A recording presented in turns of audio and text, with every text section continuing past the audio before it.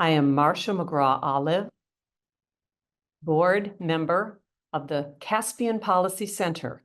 It is our distinct privilege today to partner with the Center for International Private Enterprise to discuss a topic that is heating up both in advanced and emerging economies.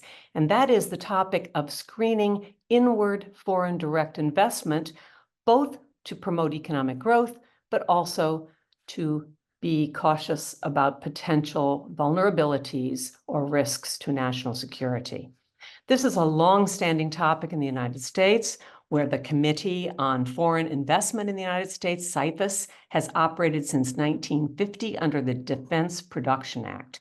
But it's a relatively new topic in Central Asia, and yet unknown territory is what I would describe it, because it is important now, while all of these countries are aggressively seeking to diversify their sources of foreign investment. To take us into this topic, we have a path-breaking report that is going to be the topic of our discussion by two important authors who are founders of the Central Asia Development Institute, and we also have a distinguished panel to discuss that work, including from Professor Sarah Bauerle-Dansman, who is an expert on this internationally. But to get us started, I'm going to first ask Eric Hans, our co-sponsor for this event, and who's very appropriately the CIPE director for the Center on Accountable Investment, which is direct to our topic today. And Mr. Hans is quite distinguished. He's had a long career both as a scientist, political scientist, and lawyer, and has recently managed the B5+1 event in Almaty, Business 5+1, which was all about the topic of increasing investment in Central Asia. Eric, over to you. Thank you very much, Marcia, for the warm introduction and the great partnership with the Caspian Policy Center. We do really appreciate your partnership and bring this new survey, new research out into the public. Thank you for a distinguished panel to joining us again. This morning, I guess your morning, I'm joining you from the evening in Tokyo, where I've spent the past week talking with members of parliament, business association leaders, business leaders about the Economic Security Promotion Act here in Tokyo. And so, as Marcia mentioned at the top, it is of big concern, economic security, and we are all trying to figure out what to do in a world that is dramatically different than the one we had 30 years ago. There is a general consensus that we benefited from globalization, that wealth was created, prosperity enshrined, and many people and many businesses generated a great amount of wealth for a great number of people. We also innovated greatly due to globalization and trade liberalization. However, the world is in a different security environment than it was just a few years ago. And as the Russians' invasion of Ukraine made very apparent, we are in a different place. Now, years prior to that, for the kinetic warfare in Ukraine, there was a series of economic issues that was deployed against Ukraine. These are issues in trade and the weaponization of investment, where its sovereignty was undermined in the process of the lead up to the war. Now, what we're going to discuss today is a great deal of about investment screening and essentially knowing where the investment is coming from, into which industries it's going to, and understanding the full complexity and ramifications of that investment in this different security environment. I think Rahman and Farrukh have taken great first steps to take a look at the existing legislation and regulatory processes within Central Asia. And I'm very excited to hear from Sarah and Jennifer on their perspectives from both the academic and the U.S. business perspective on these issues. So with that very short introduction, I'd like to turn it back over to you, Marcia, so we can dig into this topic. Thank you. Thank you so much, Eric. And we now have as well with us today Jennifer Meal, the Vice President of the Chamber of Commerce. We have as well Professor Barley Dansman. And now I would like to first introduce to hear more about this path-breaking report from our two authors who are co-founders of the Central Asia Development Institute. First is Dr. Roman Vakulchuk, who has a PhD in economics from Jacobs University, Bremen in Germany, and has a long distinguished career in advising international organizations on these topics, including the OECD, the World Bank, and others. The co-author is Farrukh Irnazarov, who is equally talented in his international outlook and experience. In the United States here, he served for 5 years as a visiting scholar at the Woodrow Wilson Center and at Johns Hopkins, my alma mater, and other important universities. I would like to let them take over now. They have done an entirely new report. We look forward to hearing your thoughts. Thank you. Who wants to begin, Ramon or Farrukh? Well, thank you very much, Marcia. It's a pleasure to be invited and contribute to this very important debate. Can I please ask you to have a right to share my screen so that I can show you a couple of slides? Yes, thank you. Thanks a lot. Yeah, it's a pleasure. Also a pleasure to partner with Eric and with CIPE and doing this study that Farrukh and I conducted last year with an idea to examine the existing practices with respect to investment screening. And we were particularly wondering if we could identify practices which are not necessarily rooted only in the legal sort of regulatory frameworks, which often seem to be the main sort of instruments of investment screening in countries of Europe and the United States.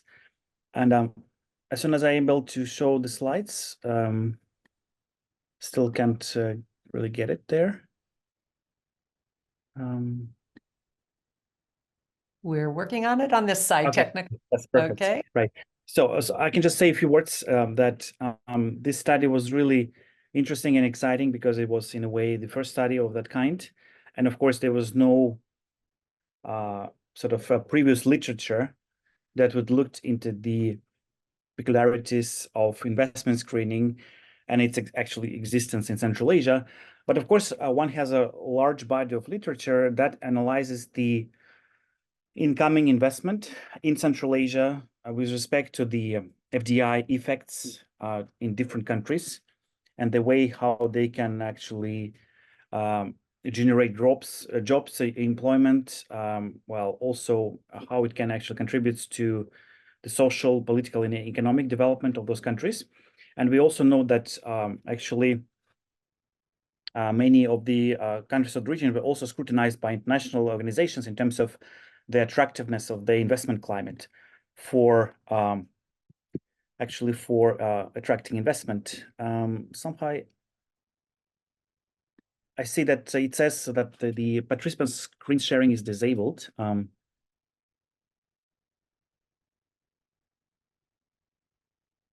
Right, so now I can work.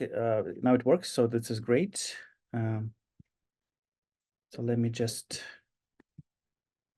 get there. Can you see the screen, right? Yes. Perfect. Yes. So excellent.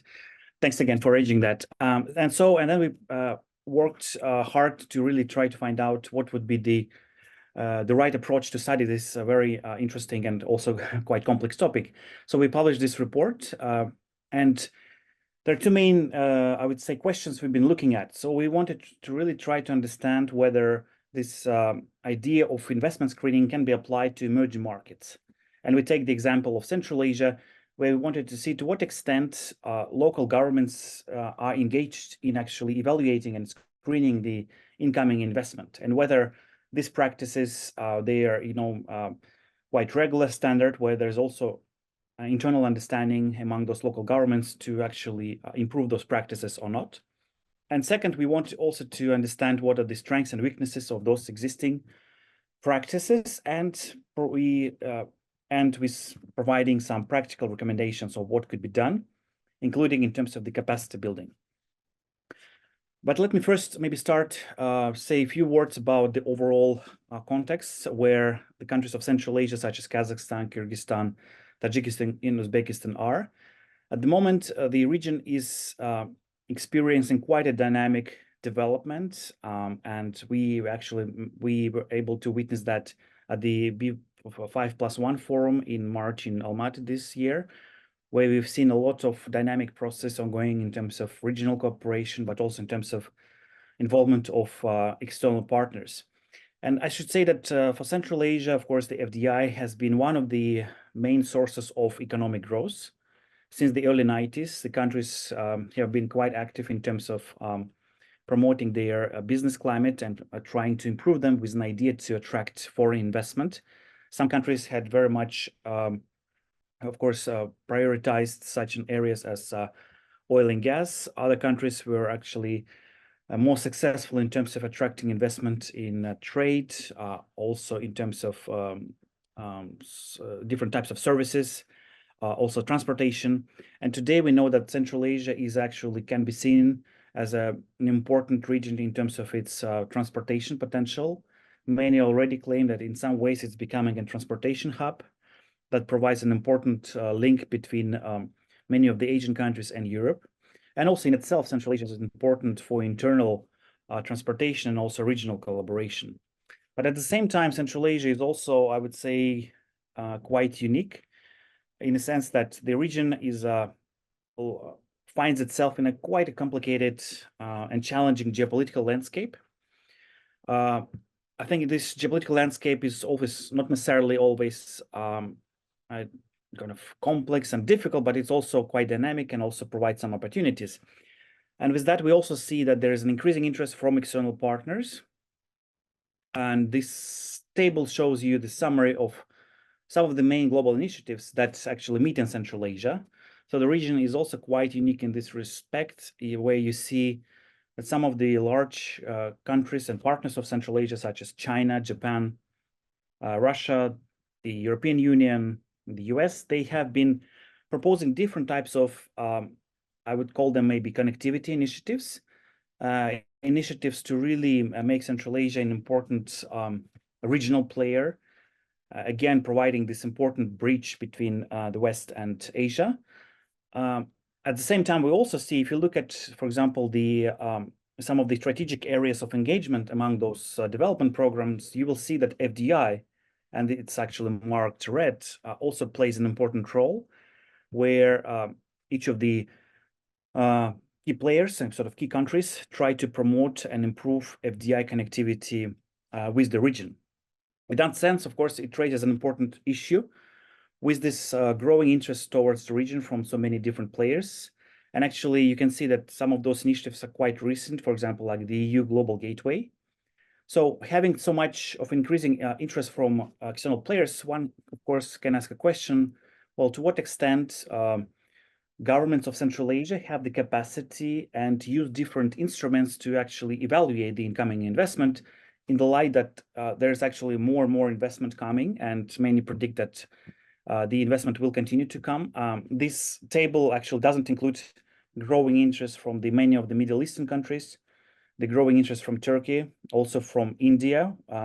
It means that, well, one can expect even more interest and increasing FDI towards the region.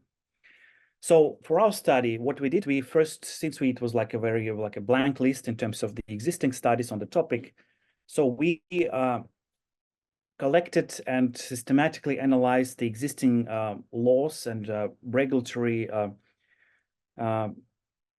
documentation papers in order to see whether investment screening is in any way identified as an important area of engagement, or if it's somehow mentioned in those legal documents, but also reports.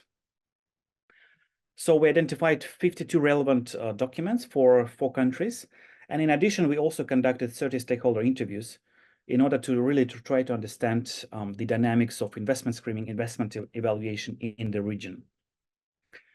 And I should say that while doing this job of actually looking at the legal frameworks as well as doing those interviews, we at some point came up with this typology of investment screening practices. And I should say that it's actually quite interesting in the sense that, of course, it's built on the existing best practices that you may find in many European countries or the United States, which we call like formal practices, like the best practices in terms of having established regulatory frameworks to govern the incoming investment. However, doing this analysis in Central Asia, we also realized that often local stakeholders do not refer to such practices as being like, formally embedded in the law, but rather they call, maybe we can call it something like functional equivalence. There's the term that was coined by a famous economist, Danny Roderick, where I think it can be applied to Central Asia in the sense of meaning that, well, actually local governments try to use different practices, which are quite different from having them saying the regulatory and normative sort of documentation and laws. It's rather often different types of practices which countries try to use in order to evaluate, in order to address the incoming investment and assess possible implications of attracting this investment. So you can see here, that's what we identified. It's that often you can have some, ad hoc approaches to assess possible risks, for example, from incoming investment. So one can have like maybe some, government committees meeting or like government policymakers meeting with each other, trying to discuss or like meetings between the business community and say some of the public agencies to discuss possible risks. It can be also, the use of the existing statistics in order to see possible implications, for example, of engaging in certain large-scale projects, especially because often large-scale projects can be seen as an important and possible game changers in some ways in some industries. It's also often you see that increasingly Central Asia today, since it's surrounded by many countries which are to a different extent under different international sanctions, of course, this also raises the question and concern on the part of the local governments of how to actually interact with partners from those countries. So you also see an increasing focus and interest to work with respect to the, for example, new business deal when it comes to, for example, some of the sanctioned countries. At the same time, you also see there's another large group of practices which we called foreign policy practices. And this is something that Central Asia has been known for, especially its approach in terms of multi-vector policy. It's a policy to find a balanced way in terms of its interaction with different external partners. So even though initially this multi-vector approach has been rooted in diplomacy and sort of purely foreign policy interactions between Central Asian governments and external partners, we also see that this considerations like foreign policy considerations, as we call it, they also have more relevance, and they also often used with respect to assessing the incoming investment from different countries. That's why I think it really makes sense to look at this tree. So in terms of formal practices, we realized that we haven't actually found much of the direct or indirect mentioning that investment screening is a part of the existing legislation. But we also know that in terms of formal approaches, some governments may at times use public tenders in order to, for example, not to excessively rely on one partner, or at least to provide an even playing ground for many different external partners. There's also sometimes discussions on with respect to the investment size and whether there should be any possible restrictions, or whether there should be some additional phases of evaluation of a dialogue with the investor himself or herself, or also with the sort of domestic stakeholders, which are important for example, in terms of the future implications of that deal. And we know also that such practices also exist in some of the Southeast Asian countries, where it comes, for example, to the investment size that countries can, for example, borrow from China. And we see that this is also becoming increasingly an important issue. So that's why we thought it really makes sense to categorize those different types of practices into these three different groups.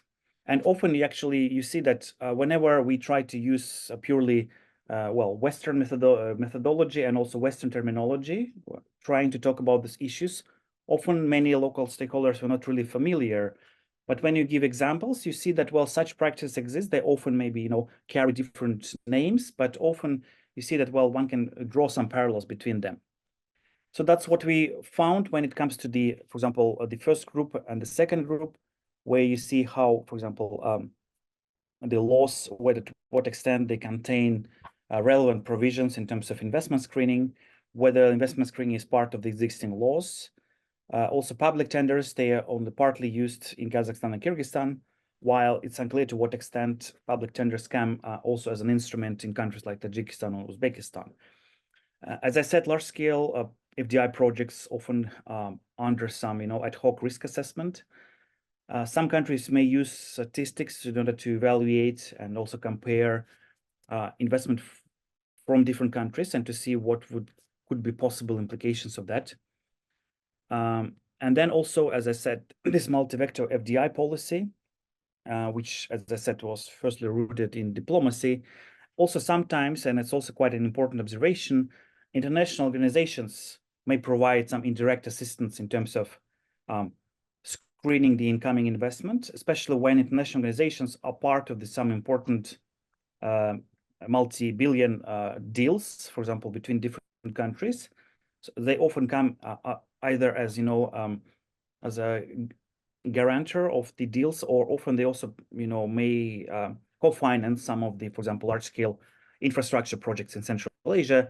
And in that sense, international organizations can also, assist in terms of filling some of the gaps when it comes to assessing possible implications from incoming FDI projects. And here, Farrukh will continue. Thank you, Roman. So the most important thing that we have to mention while talking about investment screening in Central Asia, there is an elephant in the room that we cannot disregard. It's the sanctions issue. So it's largely driven by this situation when you have so many sanctioned players, sanctioned countries. So you should definitely take this into account. And you have Russia, Belarus, Afghanistan, China, Iran. So North Korea is not far away. Syria, Iraq is not far away. So the only countries that are far away is Venezuela and Cuba. So otherwise, it's a very interesting geopolitical environment that you cannot disregard. So it's always there, and we see immediate results of that in Central Asia, because as sanctions hit Russia, for example, we see huge inflow of FDIs into Central Asian region. So we also see some kind of gray schemes where from a country of Kyrgyzstan, we see especially we have statistics that the import of technologies increased manifold, and we know where all these technologies are going to. So that's a kind of interesting pattern that we see with lots of different sanctioned countries, where Central Asia being a region that's somehow trying to balance all the sanctioned countries, but at the same time, it's multi-vector policy. And of course, it's not an easy thing to do. And when we looked at the legislation, we realized that legislation doesn't restrict anything. So you can invest as much as you want. And also many local governors are actually given some sort of KPI where they have to attract FDIs to their respective regions. And then sometimes it's getting absurd when the governors are playing entering the race to get FDIs to their region and to showcase the numbers and play with the statistics. And that's something, this kind of stipulation does not allow to look at the investment screening or employing investment screening mechanism, because it's all about the game of numbers. So the more you attract, and it doesn't really matter what the source is, the better position you have, and likely you will remain in your office and will not fall out of grace from the central government. So that gives you what I'm trying to do to give you the background, what's going on in Central Asia and how to approach the situation. So the functional equivalence in foreign policy practice, they slightly changed the game, because if Central Asian governments are doing okay with a particular country, they give green light to any kind of investment from that country. And one of the examples, for example, is a case of South Korea and Uzbekistan, really good relationship. So Uzbekistan faced a situation when any investment from South Korea was treated on a preferential basis, and looked at it differently compared to other. So we see also like Chinese investment being treated differently, where governments try to balance not to be totally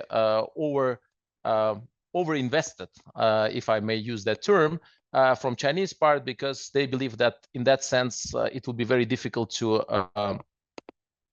keep the balance between China and other players like United States, European Union. And here we should also add to equation the role of the private sector. The private sector actually would like to see more and more involvement, more and more investment from European Union and US, as they believe that this type of investments, they increase the accountability issues, then also raise the standards in respective countries and in their respective industries. So, but at the same time, they admit that working with China and Russia is much easier and cheaper. First of all, because of geography, but secondly, because of non-conditionality. So usually those investments come with little conditionality, and it's much easier to work with them. So that's why the price tag matters a lot. In that sense, the functional equivalent in Central Asia is sanctions, definitely one of them, but we also see growing role of business associations. So business associations start providing a platform. Of course, there is lots that has to be done and achieved within those platforms, but at least there is already a dialogue between the governments, private sector, investors. Also, there are different investor council for investors councils that has ups and downs, but at the same time, we see the interest from all sides to get themselves engaged in those kind of relationships, to attract investment and to balance the investment portfolio for particular countries. Also, when we conducted interviews, we realized that whenever we mentioned investment screening, so the concept itself looked kind of alien. So we had to explain what do we mean by investment screening, also clarify the notion of constructive capital, corrosive capital. But then it resonated well. So once you help actually chew it all the way to your interviewees, and basically they easily grasp the concept, and they were much more eager to collaborate and share their insights and share how like to find different patterns to accommodate within our typology. Also, I think like 90% of all those investors mentioned geopolitical factors, and geopolitical factors were actually at a much larger level than domestic political economic situation. So whenever geopolitics shifts this way or another, the Central Asian countries try to be flexible, try to accommodate those changes, and but it immediately results in changes of perception how to treat this type of investment or another type of investment and the origin of that investment. But at the same time, we see that adoption of European Union, so any Western framework, is particularly difficult. And again, it basically, we face the situation with the sanctions issue where they have to balance all those different interests within the country, and also we see also largely the race of different gray schemes that are happening, like different firms show up, like, you know, and then you have to trace the origin of this money, so they can come from some offshore places like Cayman Islands or any other places, and then basically you have to trace back actually where the original source of those investment come from. And that's a big debate even within the societies, Central Asian society. Next slide, please. Yeah, and with the policy recommendations, it's we already gave a thought of a dialogue platform of thinking, then where relevant stakeholders first of all have to engage and gain some kind of awareness raising to actually realize how these or other investment result in the long run. And now I think it's the right time, because more and more people, for example, talking about environmental issues, more and more people talking about any issues related to proper usage of CSR is getting big. So there are things that many stakeholders deemed necessary, and but they were lacking specific toolkit and mechanism how to approach particular FDIs. And of course, in that sense, the state statistics doesn't help. So especially when you talk about strategic industries, we see little transparency in mining, in oil, gas related, natural resources related industries, rather than more vibrant, I would call, industries like telecommunications, IT, tourism, e-commerce. So we see actually like more and more interest there, but the problem is the capacity. So there is a mismatch between the capacity and the desire to get themselves engaged. But at the same time, you should keep in mind that the region itself is landlocked. Country like Uzbekistan is double landlocked, so it gives actually little room to maneuver in the sense of getting themselves engaged into trade activities, and also with no availability of maritime routes, so air cargo becomes really expensive. So in that sense, we see huge interest from the Central Asian side to get investment into to receiving FDIs into IT sector, to create some kind of digital Silk Road, and there is a strong interest and to export, taking into account also the vibrant young population of Central Asia. It's a huge necessity and interest in that sense. So FDIs, in that sense, I would say at this stage can be easily placed into two different baskets. So one of them that are within this called strategic industries, they're very hard to analyze, and there is a little we can help with the toolkit or whatever mechanism, because if there is no political will to make it more transparent, or to show it to public, or actually to create some kind of public discourse where people can share their opinion or like look at different sources, then there is little that can be done. But I believe if we shift first to this more vibrant type of sectors where we can show that this methodology works and actually it creates benefit for the society at large, so this may have a spillover effect to other industries as well. And slowly but surely it can be accommodated, and also can be demand from the general population actually to employ this type of typology to some larger issues and other sectors. Also, business associations, we see also the upsurge in some type of grassroots associations. So more and more companies realize that actually they have to work together. Usually it starts slow as a kind of Telegram group or WhatsApp group, whatever, and then they realize that they can they better institutionalize and find different ways to join forces, synergize, and to communicate their messages to the government, and also to improve the situation. Because also when we look at different export strategies, the industries realize that if you, for example, export, let's say from Kyrgyzstan something, and your one of the companies does not export something of a good quality, it may have repercussions for entire sector for all the exporters from the country. So in that sense, it's better actually to work together, establish standards, stick to those standards, and achieve better results in the end. And of course, local capacity building is important. And next slide, please, Roman. And for that reason, we created Sustainable Investment Network in Central Asia, which we call SINCA, to raise awareness. And we see that more and more there is a huge appetite for events, workshops, where different stakeholders try to engage private sector, government officials, members of international organizations, to actually see that to make this process more transparent. And we haven't reached the level of advocacy at this stage, but I think it's the next step.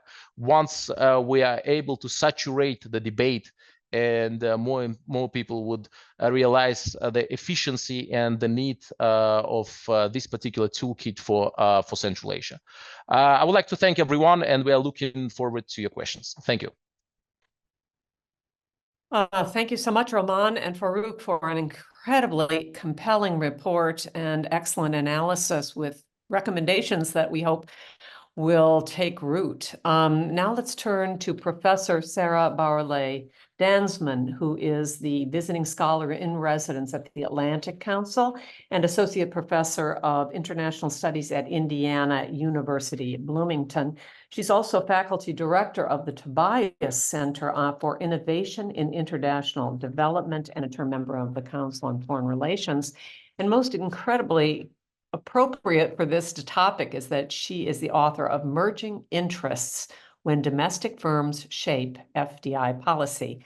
Professor Bauerle-Dansman, we'll hear from you, and then we have one third speaker, Ms. Jennifer Meal, who will follow you. Thank you so much. Well, thank you so much, Marcia, and also to the entire Caspian Policy Center team for putting together such an important event and for also prioritizing the work of Roman and Farrukh. Roman and Farrukh, congratulations on an excellent report. I encourage everyone to read the report in its entirety, as there's a lot of detailed information about the particulars of each of the 4 countries in the report, their own kind of policy mix.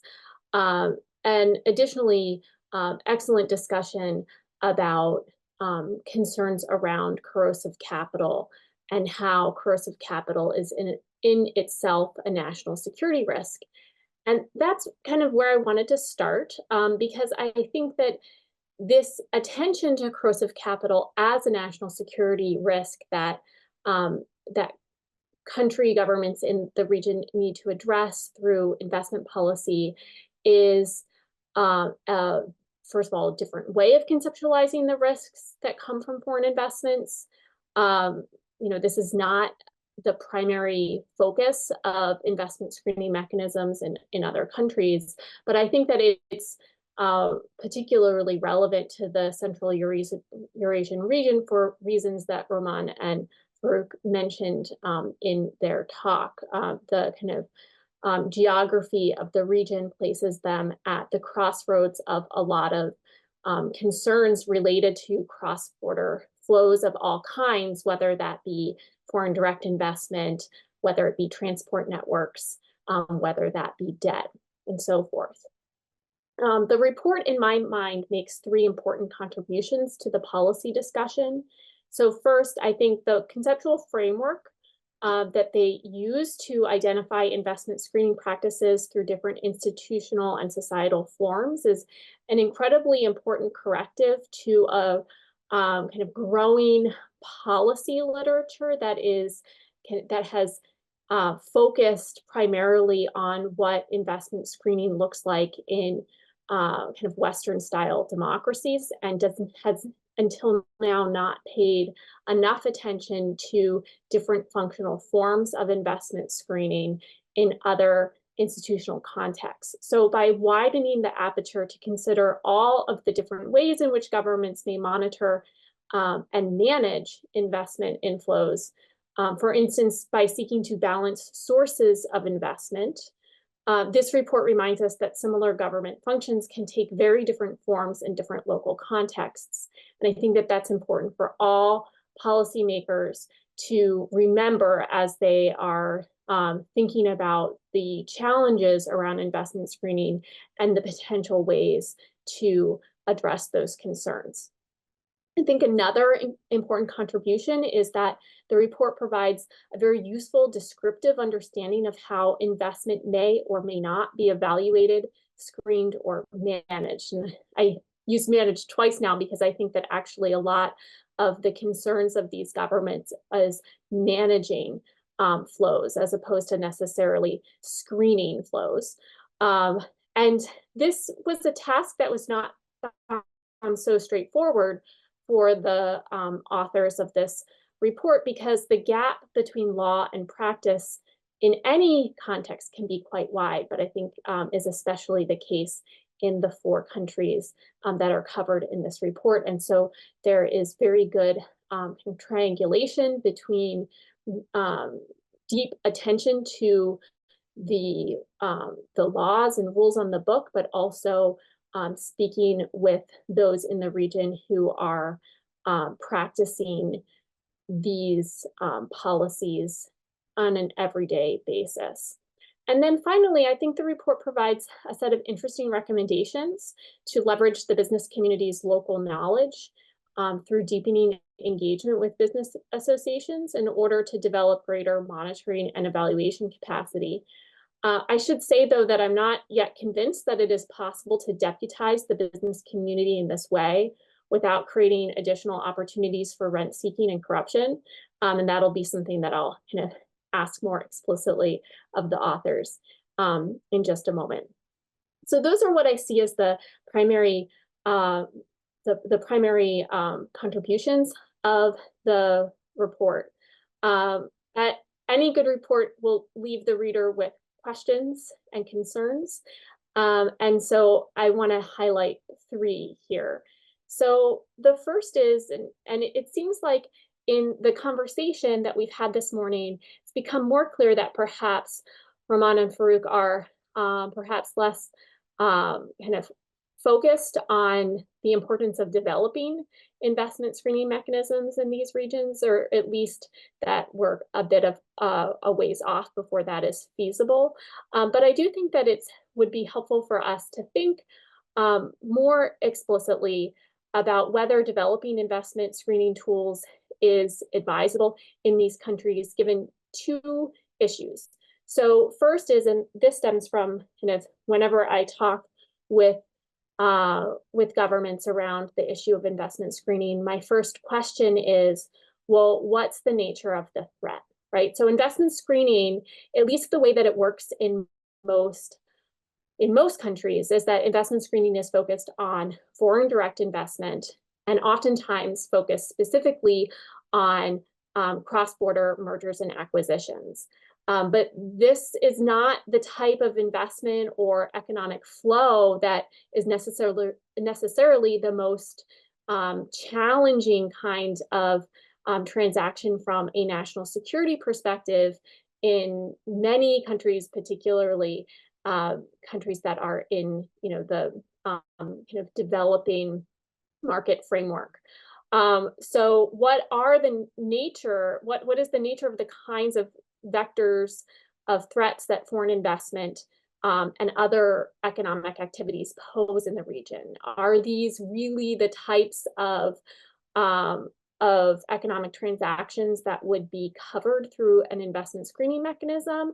Or if the concerns are largely about debt and construction contracts for large-scale physical infrastructure or digital infrastructure projects, might there be another way that risk can be assessed and dealt with that does not scope into review more benign and beneficial investments for broader economic growth and prosperity? The other issue here is capacity constraints and weakness of rule of law in these countries. And there's a huge concern within advanced industrial countries about the capacity of the politicalization of investment screening mechanisms within these own countries, even when they have very strong rule of law. And so the question becomes, will these kinds of review mechanisms open up a Pandora's box that will make it really challenging for foreign investors that you want to come into the country to be able to feel comfortable doing so and feel like they have the kind of legal rights that they can count on to do so? And I'm sure that Jennifer will be able to address this a little bit more in her comments in a bit. Second, there's a discussion, in the typology between formal and then less formal forms of investment screening. And one question that I had is, are these less formal forms of investment screening happening in extra legal ways? Or are they still kind of legal processes that just don't at first blush look like investment screening? And I think that distinction matters precisely because of this issue of rule of law and ensuring that investment security is not used to further erode rule of law and due process for investors in the region. And then finally, as I sort of mentioned before, how might governments engage business associations in this process as a way of gaining more insight into the challenges that these kinds of economic activity and investments generate in a manner that is consistent with the goals that are kind of mentioned in the report of transparency and openness, such that you don't create a situation in which you're just kind of furthering a crony capitalist type political system. So to further probe these issues, I've been asked to engage in a little bit of dialogue with the authors as well as the other commentators. And I apologize that I do have to leave a little bit early, so we'll have a abbreviated conversation that all of you will be well positioned to continue even after I leave. But I guess I would just like to start maybe with the kind of, the elephant in the room, which is the development of an investment screening apparatus, whether that be kind of a OECD style one or a kind of different functional form, is that an advisable goal in these countries? And if so, under what parameters? And I open that to the report authors and would also love it if the others on our panel are interested in throwing their hat into the ring here. Sarah, go ahead, Marsha. I was just going to say, I think that in a way you opened a door with that last question to give a few minutes to Jennifer Meal to say, what would an investment screening mechanism, how would it help for American investors? And if you don't mind, for our report authors, let's let Jennifer come in now. She is the Vice President of the Chamber of Commerce's Middle East, Turkey, and Central Asian Affairs Department. And she has more than 10 years of service in helping bilateral councils in facilitating the investment process. So perhaps, Jennifer, I don't see you on the screen at the moment, and we'll have you come in. Sure. Can you see me now? Can you hear me now? Yes, I can. Thank you so much. If you could maybe give us this broader American perspective, and then we'll come back to our the answers from our authors. Thank you so much.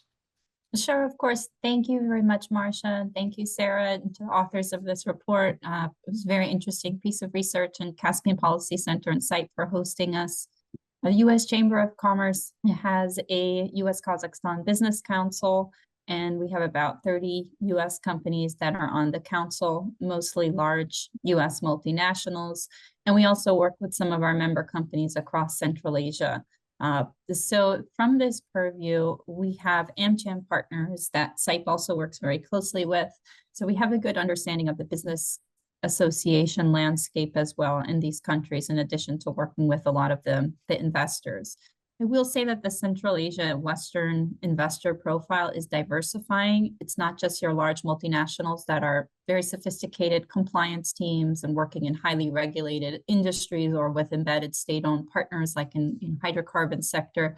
We are seeing more independent sectors, be it consumer products, looking at other types of fast-moving consumer goods, agriculture. So we all are seeing this diversification that the region has so long strived for. Technology is another very fast-growing sector that we see a lot of interest from companies. So this is important when you talk about investment screening, because not all of these companies have the capacity to do their own investor screening of partners in the region. And then the U.S. Department of Commerce recently hosted an event for small and medium-sized businesses in Kazakhstan. So again, this is another profile of companies that are looking to do more business in the region and looking at Kazakhstan as a base for doing more. A couple of things struck me from the report that I think are important to bring up. We've seen protectionism as an investment screening mechanism, if you will. There have been some regulations, specifically Kazakhstan, there's a ban on foreign land ownership for agriculture or for farmlands. Now, this was intended to prevent, namely Chinese investors, from buying up too much of Kazakh land and And like it or not, I guess that's a form of investment screening. There's also other foreign investment caps for different industries and foreign ownership. So foreign ownership, if it's in oil and gas sector, for example, and those types of caps that the government has put on the foreign ownership is also a way to, prevent certain nationalities or certain foreign investors from gaining too much control within the economy.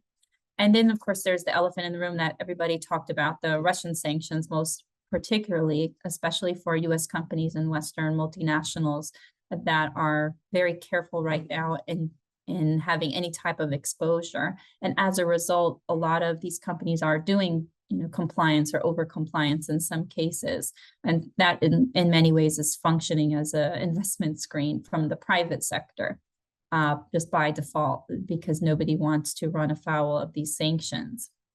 Now that creates, in some cases, an environment where we need to have business organizations play a role, perhaps not a formal role, but we really need to double down on the fundamentals of business that will make Central Asia a more competitive region. We don't, from the U.S. Chamber of Commerce, looking how we approach CIPE or FIRMA, we don't want the investments to be politicized, right? The U.S. Chamber of Commerce has come out in several cases saying we don't think that an investment from a Japanese steel company into the U.S. should be politicized.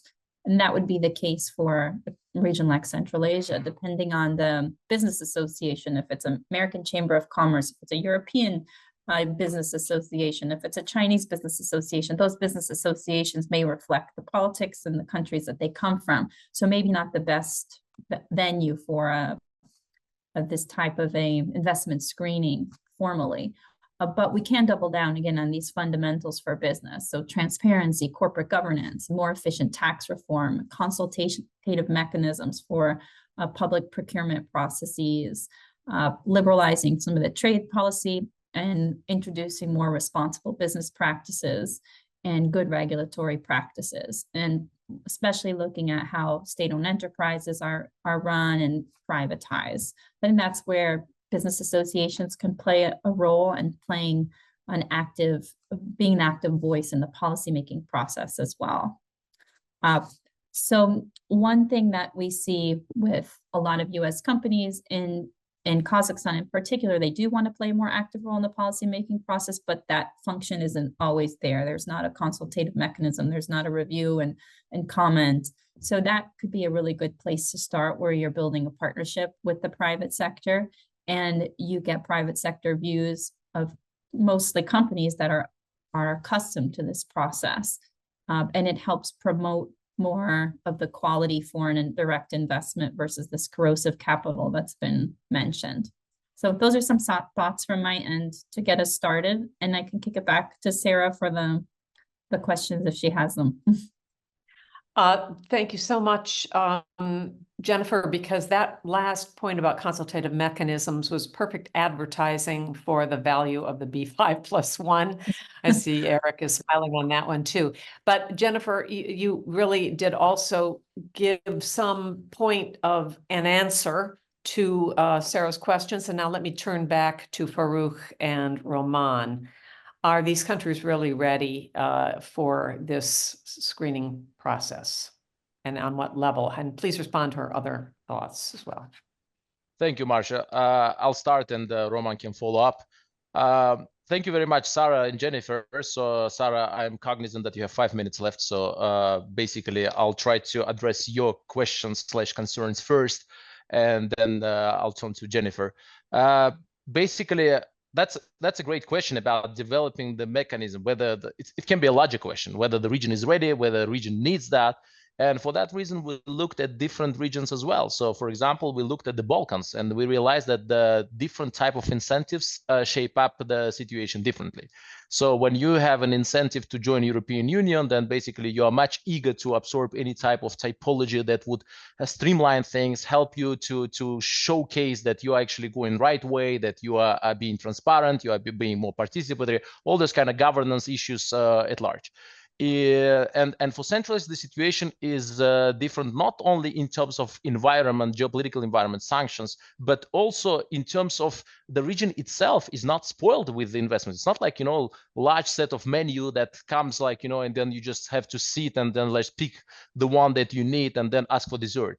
So it's a bit different one. So for that reason, you have to think strategically that you take that piece of investment, but at the same time, or you for example disregard or you discard that investment, but you do it in a nice way, so that not to actually offend anyone. So that's a kind of very Central Asian way, be it cultural, be it geopolitical, to actually keep everyone happy.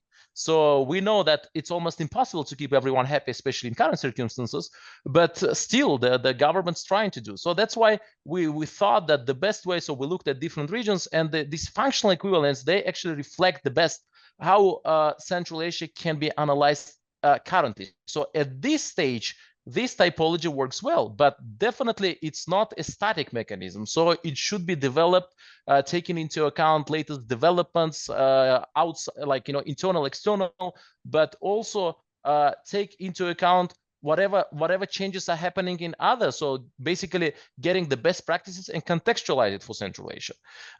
So for that reason, we definitely looked at that, and once we tried to apply the more OECD type of approach, then we realize that we are actually not covering everything. So there are bits and pieces, especially those that are left without interpretation, will be very hard to understand, and especially for a person who doesn't reside in Central Asian countries, so do not follow what's happening. So the threat is that what actually comes as a result. So we know that the governments cautiously use the example of Tajikistan. So where actually Tajikistan was, as a result of the deal with China, actually had to give away some piece of their land to China. So that's not like, official discourse, because like I said, no one would like to offend anyone.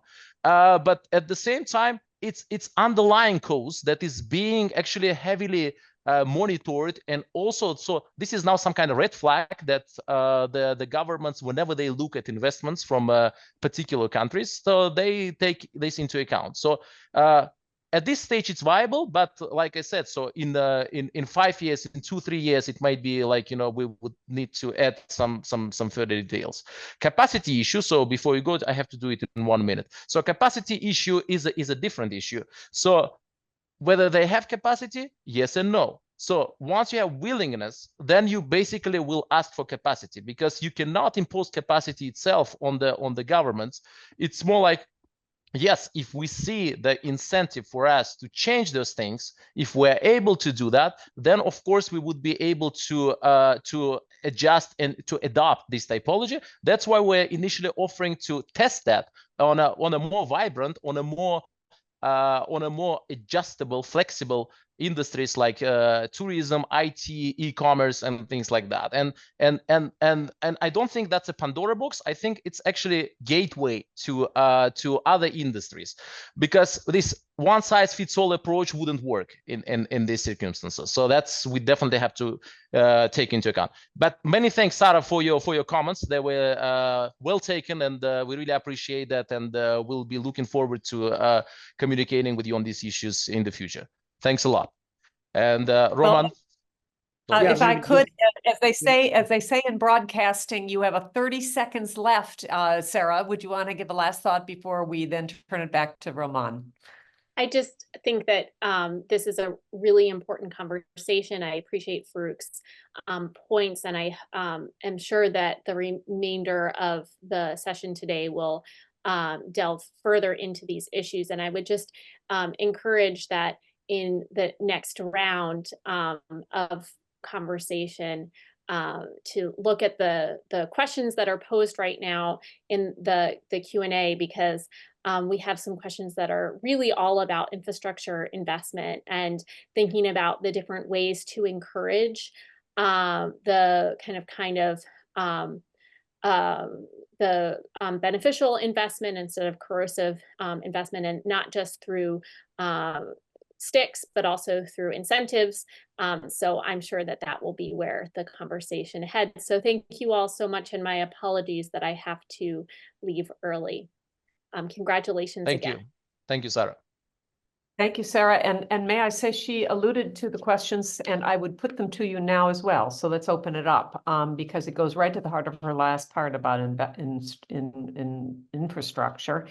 Sobir Kurbanov, thank you, our friend, has asked whether an increased investment commitments from the European Union and the United States or UK, for example, under the EU Gateway Fund or from the United States as part of the Trans-Caspian Corridor, can they serve as incentives for Central Asian states to adopt more effective investment screening practices? And another colleague has asked Alisher Irnazarov whether or not there is an infrastructure of investment industry. What is the status on that, and what challenges have you discovered? So why don't we take those up? And also, Roman, if you want to go back to the threat issue or any points that Farrukh did such a good job in beginning to answer those questions, please take those up. So let's focus now on the infrastructure, the strategic investments in infrastructure.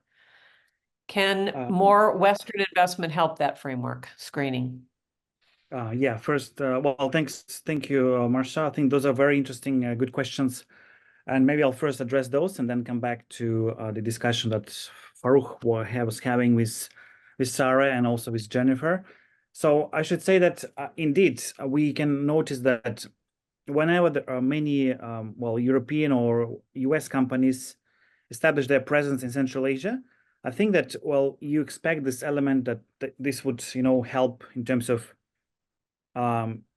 bringing new kind of best practices and communicate, raise awareness about those. And we also know that whenever foreign companies, especially from the West, they come and invest in Central Asia, for example, or other countries, they also have, the system of checks and balances in terms of that often the activities of those companies are scrutinized by the sending country.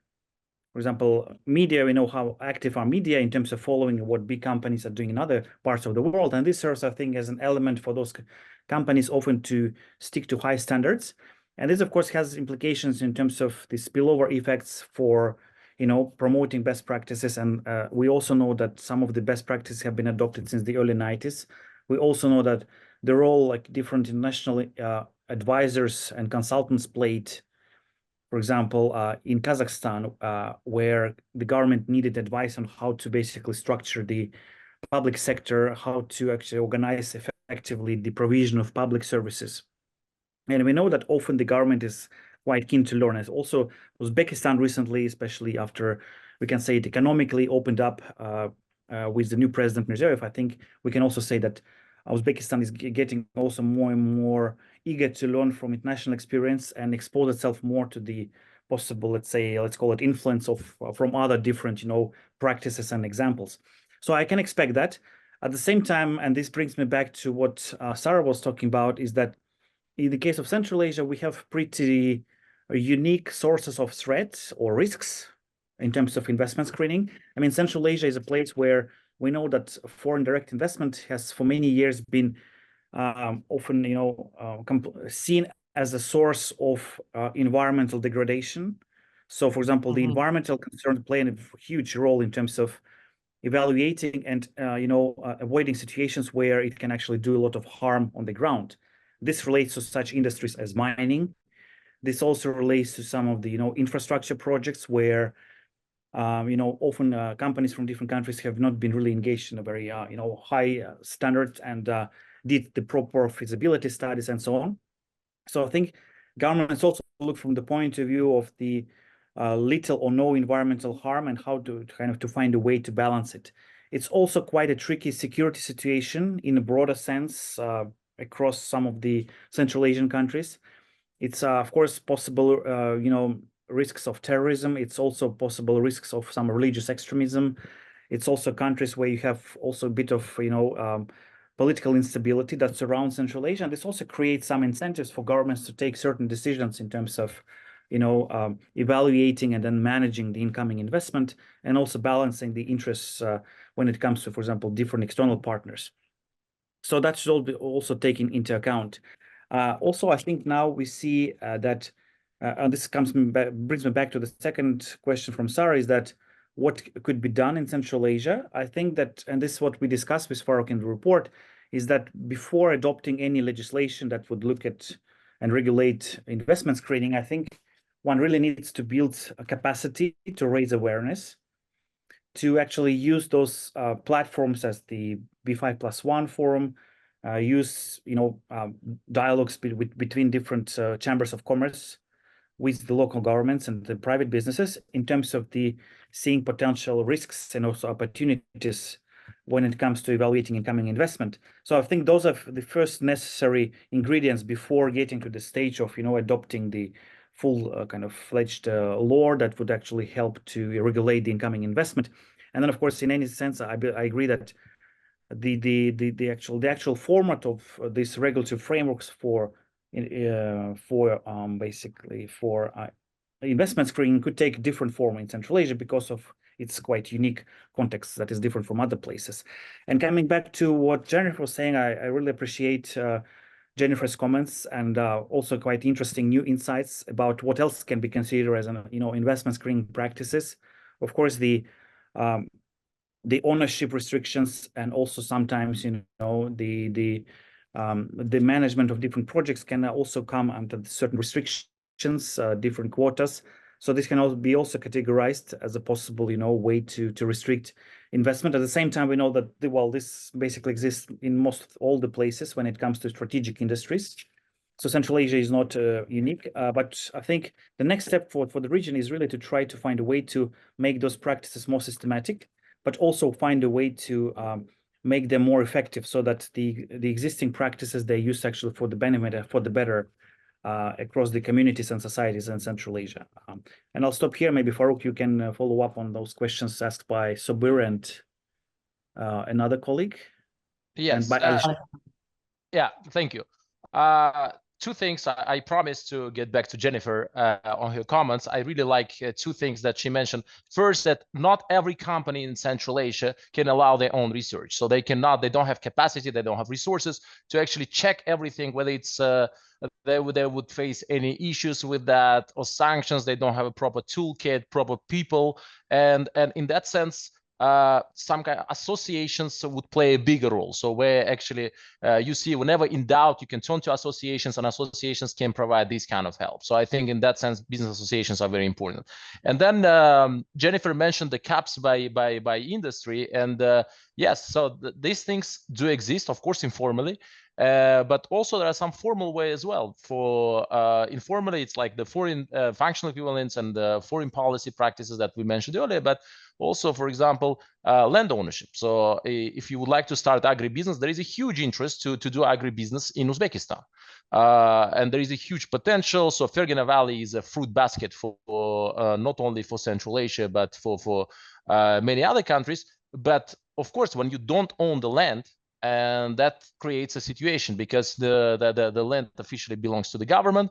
You can lease it for 49 years, and then at the same time, when there is no clear mechanism where you can stick to your rights, and when your rights are enforced as an investor to actually own that land, that complicates the issue for investors themselves.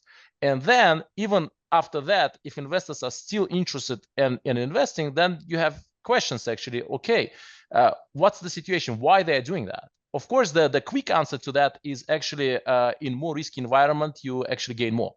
That's a kind of understandable thing. But also when you look at the different mechanism in terms of investment screening, you always look at the functional equivalents that are not voiced properly, right? So for example, you will have a different type of response, and even if two players would like to engage in some type of activities, can be merger, acquisition, can be anything else, but still the government actually the governments are able to create setbacks and impediments for these kind of transactions to happen. But and for that, and actually that brings us to more transactional type of relationship between investors and beneficiaries. I'll call them this way, because when you realize that when you cannot come up with long-term strategies, then you actually follow the ways actually grab and run.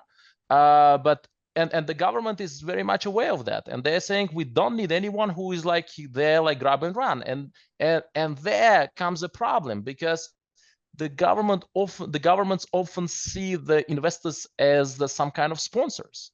They don't realize that they just come there, to actually pursue their own interests, and here comes the conflict. So to reconcile the conflict, always, like, we see actually a lot of instances when respective embassies come into play. So they actually try to facilitate these kind of relationships between the investors, between the beneficiaries and the governments, like actually, especially when it comes to large investment. We also see that large investors directly can talk to high level officials and negotiate better terms. So in a way, they're actually distorting competition in the country, because they come with a larger basket, they get some preferential treatment, and of course some other players who do not possess these resources, they're unhappy. So these things also should be taken into account, and of course largely we think about social and environmental issues that come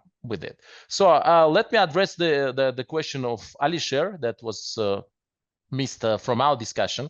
Thank you, Alisher, for your question. I think that the infrastructure of investment industry often comes from IFIs, from multinationals that come with the idea that we have to streamline, we can bring this kind of OECD standards or any type of other standards on board, and then basically operationalize them. So for that reason, there are initiatives like Foreign Security Council by EBRD that they are trying to bring together all the stakeholders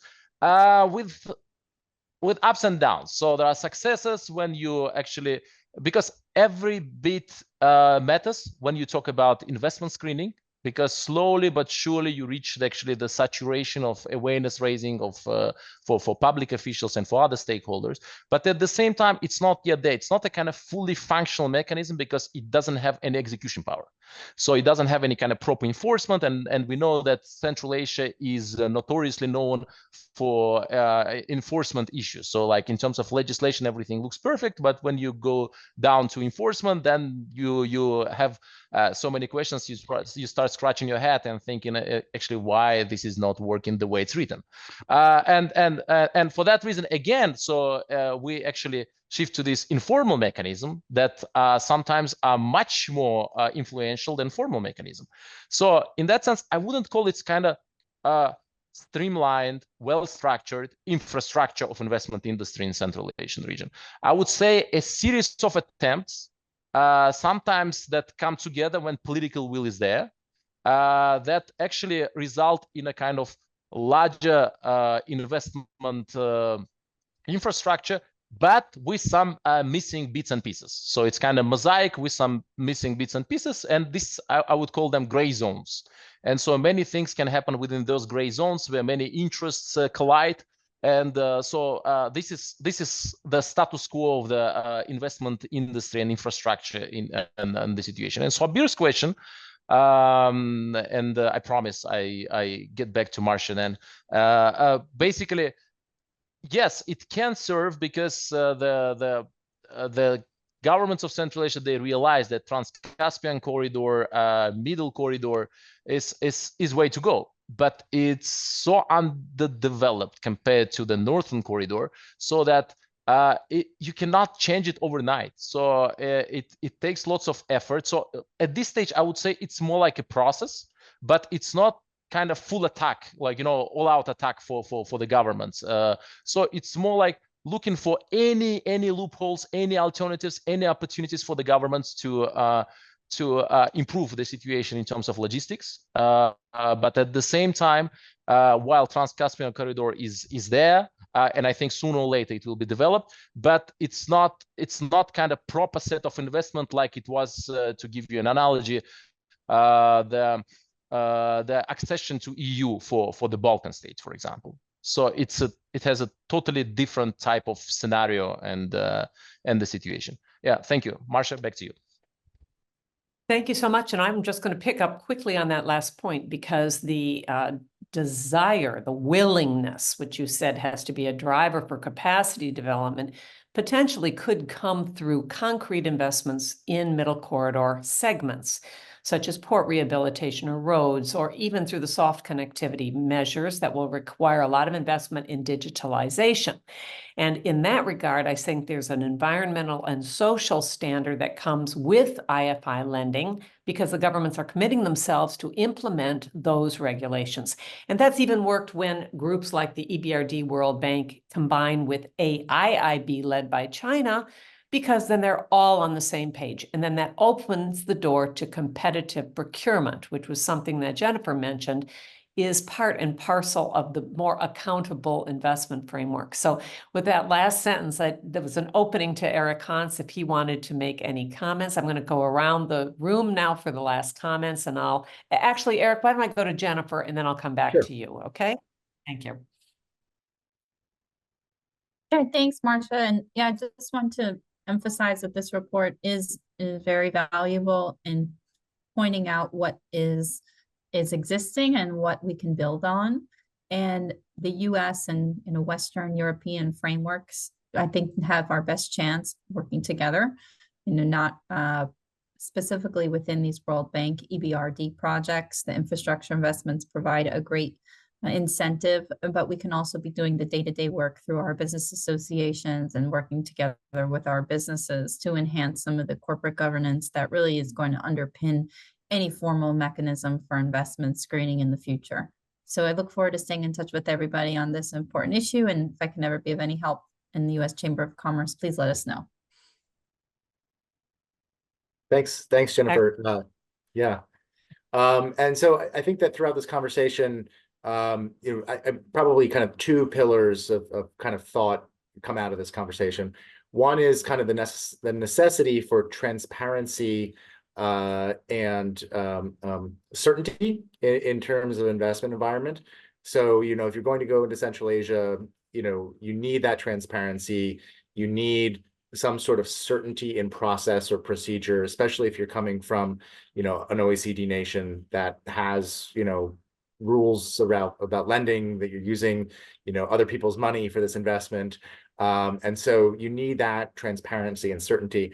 On the other hand, or on the other side, the kind of thrust of the conversation here, I think, goes back to kind of concentrating on fundamentals and getting the foundation right before we go on to building things like investment screening mechanisms, which are complex political economic beasts. And so by concentrating on the fundamentals, getting them nailed down concretely through some of the similar processes outlined in the report, I think we can kind of build a better case for a more secure investment environment in Central Asia in the medium to long term, but we have to get there first. Excellent. Any last thoughts from our two authors? Otherwise, I will wrap it up.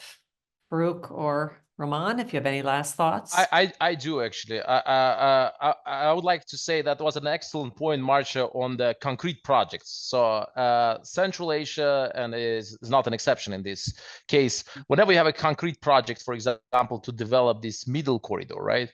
And at this stage, I think the investment screening, the methodology wouldn't make any sense. So because if you come up with big stack of money and saying we would like to develop that, engage into this big project and invest, I think that all 5 Central Asian countries would be very much eager to accommodate, because that brings actually a window of opportunities, yet another opportunity. And in that, for that reason, so the set of incentives, that's what matters. So once you come with the project, and the larger project is, the more welcoming and the more I would say more difficult would be for investment screening to actually do its proper job in that sense. So yeah, that was an excellent point. Thank you. Thank you very much. And Farrukh, I'm sorry, and Brahman, any last thoughts? Thank you, Farrukh. Well, I would like to thank once again for organizing this. I'd like to thank Caspian Policy Center, CIPE, and everyone else. I think for us, it was also quite an insightful discussion, many takeaways that we can take. And I think that I would probably also in the end, just say a few remarks about our other study that we did, which I think is quite illustrative for what's happening in the region, also with respect to Jennifer and Farrukh was saying.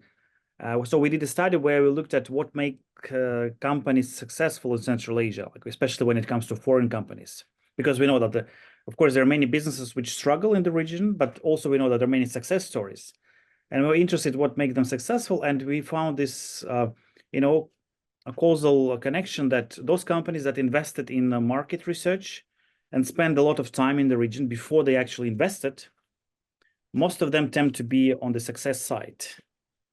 And this is what Farrukh was pointing at, is that, well, it's not all that straightforward in the region. Often it requires, more effort, more resources from companies that are looking into this market. But often if they take a proper decision, they are patient enough, they collect necessary information, and they understand many of the, formal and informal and formal channels of, to kind of doing business in the region, they often become successful, which means that this can also be an important element also for business associations, chambers of commerce, to provide this, knowledge support for many newcomers to the Central Asian market. That's a very good way to end this conversation, because the point we have to keep in mind is it's all about attracting foreign direct investment, not keeping it out. And to do that, we do have to have a better cultural understanding, I think, of the context. And it was, as was said, where international practice is relevant, fine, but it should always be contextualized. So our dearest colleague in CIPE, thank you for inviting us to be part of this important conversation. I'd like to propose that we consider in a year's time taking stock of whether any changes have happened in this context, particularly through B5+1. So we will come back and hopefully invite you all to talk about changes on the ground. Okay. Thank you again, and we look forward to a future conversation. Thank you. Bye-bye. Thank you, everyone. Bye-bye. Thank you, everyone. Thank you.